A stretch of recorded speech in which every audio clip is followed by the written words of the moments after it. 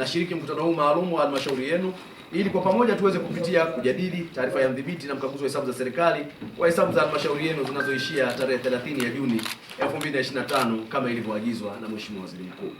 Mheshimiwa Mwenyekiti, nichukue fursa hii kwa namna ya pekee kabisa kuipongeza halmashauri ya wilaya Kilolo kwa kupata hati inayoridhisha, yani hati safi. Hongereni sana.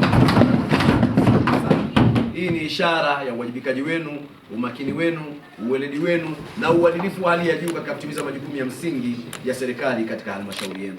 Lakini pia Mheshimiwa Mwenyekiti, matokeo hayo ni ishara ya ushirikiano mzuri uliopo kati ya waheshimiwa mkuu wa wilaya, kamati ya ulinzi na usalama, waheshimiwa madiwani, watendaji wa halmashauri yetu na wasimamizi ambao ni Chama cha Mapinduzi katika ngazi zote za uongozi.